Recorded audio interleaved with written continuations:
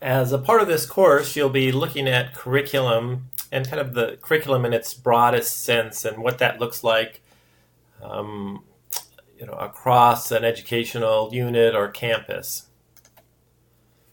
So the idea is, what is curriculum? Kind of who creates it, and who manages it, or how is it managed and kind of owned over time.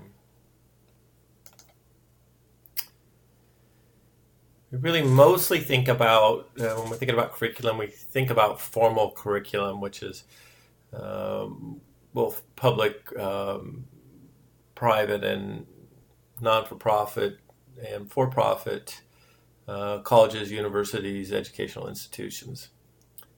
These provide formal credentials, including degrees, associate degrees, bachelor's degrees, master's, doctorate degrees, and then also various types of certifications and certificates. There's the non-formal, which often are in industry formats or maybe in religious institutions, where they have a set of curriculum that folks would go through, typically not accredited, or maybe by their own local accreditation, what they might call accreditation.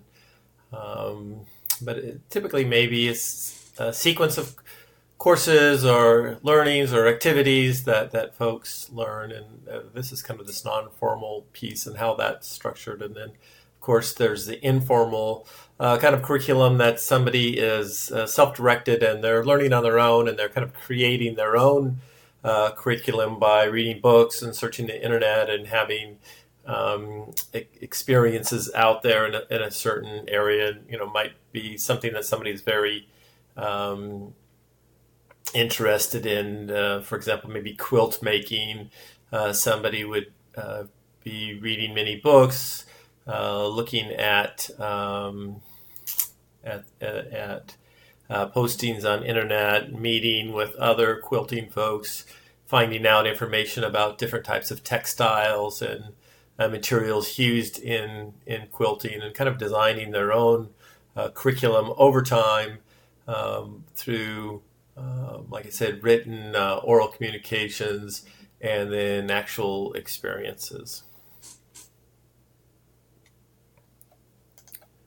So kind of how does curriculum get developed in higher education, and how is it defined? And I think many different definitions out there. This United Nations Educational, Scientific, and Cultural Organization is kind of one of the kind of a national organization, and I think their definition is fairly good. And certainly I encourage you to look around at other definitions, which will be part of your upcoming assignment. But theirs is talks about intended or written curriculum, kind of what's the overall piece, and then what's written, and what do they say they're going to do, and then how that's kind of implemented. So that's the process we'll be talking about, is the development and then implementation, and then achieved or learned curriculum. And again, that'll be talking about the assessment part and evaluation. And then the third one, which I think is pretty interesting, is the hidden curriculum. And I think sometimes that's both intentional and sometimes unintentional. But what is the curriculum saying or doing that is not explicit, but is more implicit or kind of buried within the curriculum? And of course, that has to do with who developed it and who owns it and who manages it, and kind of what the mission or vision associated with why the curriculum was developed. And does it meet the needs of all people? And I guess that's that last bullet is, what's not or what's missing in the curriculum. And are we missing certain populations, or are we marginalizing certain populations by things that aren't in the curriculum, or things that are that do that? So we kind of need to think about those sorts of things as we're looking at curriculum overall, and kind of across the whole institution, and what that is. So kind of who's controlling curriculum? And certainly at the university and college level, it's typically the regional accreditation agencies that are the big drivers, and the reason that colleges and universities need to have regional accreditation is that for students to be eligible for federal financial aid, or what we might know as Pell, they typically need to be accredited by regional accreditation agencies. So virtually all higher education institutions, unless they're very wealthy, or maybe some of the more private vocational oriented ones, but most 80-90% more are accredited by their regional accreditation agencies. In our area, in the Pacific Northwest, it's the Northwest Commission on Colleges and Universities. Once you're, again, accredited by Northwest Commission, then you're eligible to, your students are eligible to receive financial federal aid.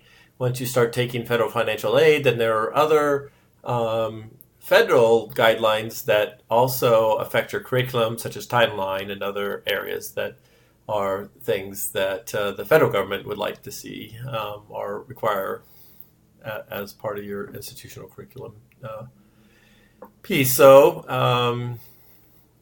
in addition to the regional accreditation and kind of federal guidelines that come with that, there is accreditation at a program level. So for engineering and computer science and that sort of thing, there's something called the Accreditation Board for Engineering and Technology. And healthcare, I think it's the Quality Care Nursing, or that might be the Health Department for Certified Nursing Assistant. So there are many local, or not necessarily local, but program-specific accreditation agencies or commissions.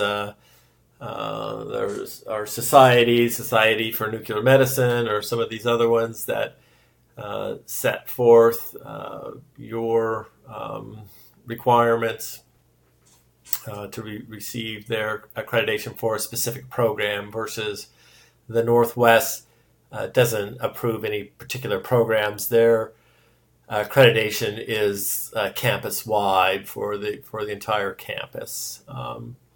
And then these specific are typically around a specific program, and they're basically ones that industry is looking for those types of accreditations.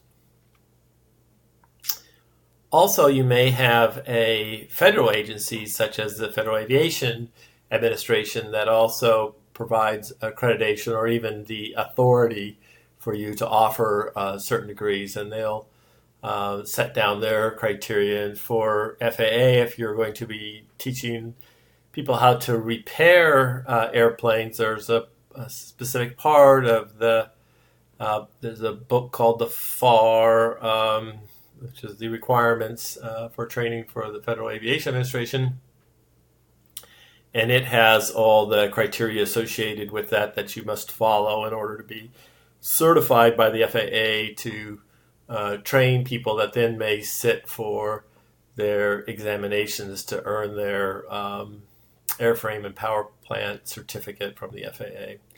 So the federal government often has kind of many different types of accreditation type requirements for certain types of certifications.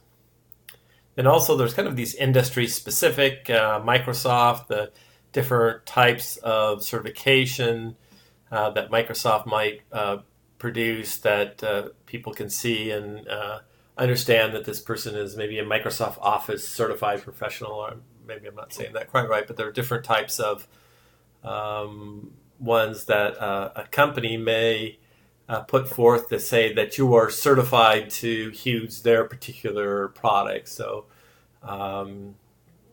it could be kind of any types of organizations that say, oh, now you're certified to use our particular product to do trainings, and then that's a credential that employers may be looking for when they're hiring somebody. So those are some different kinds of folks that drive what a curriculum may look like over time. Kind of who's in control, certainly on the campus, the curriculum committees, which is typically made up of faculty from across the campus to review these sorts of things. Sometimes it's a worry that maybe the curriculum committees don't necessarily think about the holistic student needs, but are kind of more looking at from their program and keeping their programs functioning. So, and then what do the curriculum committees look like? Do they look like the students? Do the curriculum committees represent the students' needs? I think it's something you need to look at when you're forming and thinking about curriculum committees. So what level of autonomy do they have? Is that at the program level, campus level, district, state, or federal level? I mean, how much control and does the curriculum committee have, and how is it advisory? Is it kind of a final word? How does that all work? So those are things you'd be interested in if you're the chief academic officer developing curriculum. Another person another group of people that are involved are state, federal, and local legislators.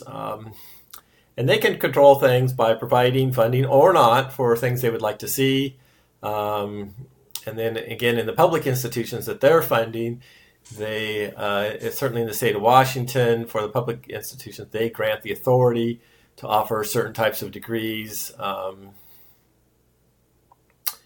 And they can control both, kind of public and private, the ability for folks to offer different types of education in their local state areas.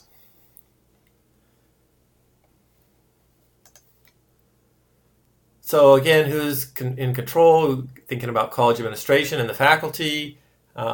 Typically, those are the two kind of key elements on the campus that are involved.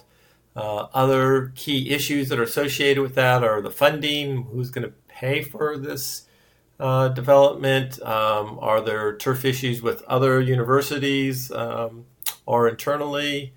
How does expansion work? Do we have external constraints or even internal constraints on what we can do? In many cases, the Board of Trustees will make decisions affecting campus-wide curriculum, and then again, the accreditation concerns. So kind of looking at this overall, curriculum has a really broad definition. We've talked about formal, non-formal, informal. We talked about the missing curriculum, what might not be there, and who are we maybe leaving out or not providing a full, comprehensive curriculum for.